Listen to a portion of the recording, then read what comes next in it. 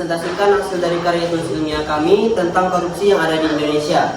Sebelumnya, pertama-tama izinkan saya memperkenalkan nama. Nama saya Fedri Samora. Saya Sari Nurani. Saya Dati Bola. Saya Kira Mutiara Chandra. Saya Sri Hasana. Saya Agus Hadir. Saya Bola Terinyawa. Saya Aula Putri. Yang pertama ada pendahuluan, latar belakang. Korupsi merupakan suatu tindakan menyimpang yang dapat terjadi kapanpun dan dimanapun, sepanjang insentif yang dihasilkan cukup besar. Penyakit korupsi ini bisa terjadi di sektor publik maupun swasta, bahkan di tingkat masyarakat. Fenomena korupsi juga merupakan masalah besar yang dihadapi negara-negara dengan perkembangan ekonomi besar. Masalah korupsi tidak hanya dihadapi oleh negara yang sedang berkembang, namun juga di beberapa negara maju sekalipun. Yang kedua ada rumusan masalah. Yang pertama, apa itu korupsi? Berapa banyak kasus korupsi di Indonesia? Apa penyebab korupsi? Dan bagaimana cara mengatasi korupsi? Bahasan pengertian korupsi. Menurut Definisi Bahasa Indonesia KBBI, korupsi didefinisikan sebagai penyelewengan atau penyalahgunaan uang negara, perusahaan, organisasi, yayasan, dan sebagainya untuk kepentingan pribadi atau orang lain. Korupsi yang bahasa Latin yaitu corruptus dan corruptio, buruk, berbuat menyimpang dari kesucian, kekuasaan hina atau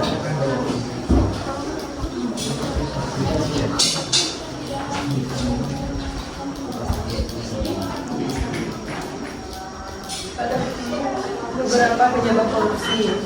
Banyak faktor penyebab terjadi banyaknya masalah korupsi, dan di antara penyebabnya adalah yang pertama, kurangnya pengawasan dan kontrol.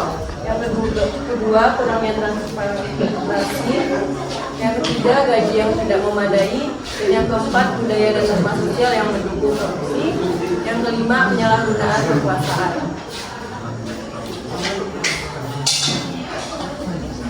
cara mengatasi korupsi. Untuk mengatasi masalah korupsi dapat dilakukan dengan cara berikut, yaitu memperkuat penegakan hukum, meningkatkan transparansi, pendidikan anti korupsi, peningkatan kesejahteraan pegawai negeri, membangun sistem pengawasan yang kuat, dan yang terakhir penggunaan teknologi digital.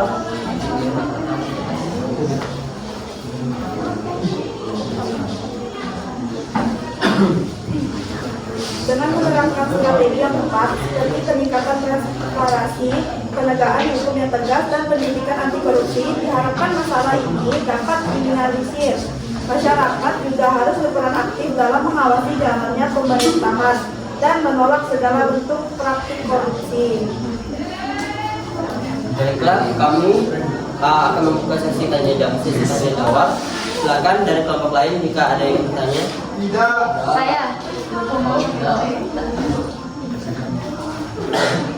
Perkenalkan, nama saya Natasha Oktaviana dari kelompok 4. Izin bertanya, menurut pendapat kalian dampak dari korupsi di Indonesia itu apa saja dan cara mengatasinya bagaimana? Dampak dari korupsi di Indonesia dan cara mengatasinya bagaimana menurut pendapat kalian?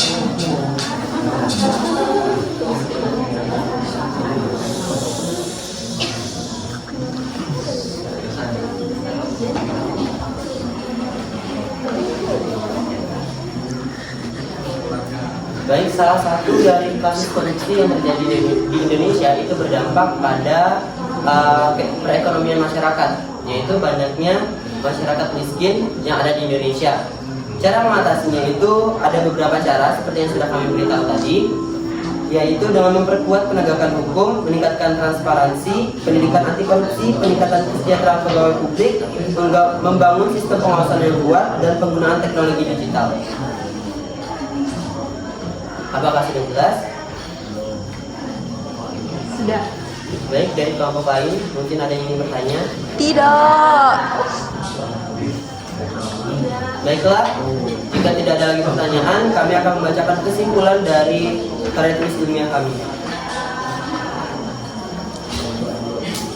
Pengertian mengenai korupsi mengalami perluasan, yaitu semua bentuk pemberian dalam arti luas, yakni meliputi pemberian uang, barang, rabat atau diskon, komisi, pinjaman tanpa bunga, tiket perjalanan wisata, pengobatan, Sebagaimana dalam fasilitas lainnya masuk dalam pengertian korupsi.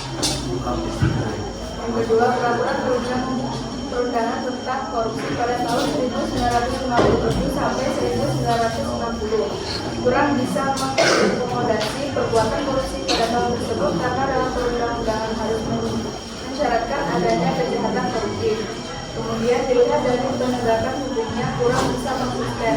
Dalam peraturan perundang-undangan korupsi terdapat dua pertanggungjawaban hukum, yaitu secara pidana dan perdata, di mana pertanggungjawaban secara pidana harus didahulukan dari pertanggungjawaban pidana.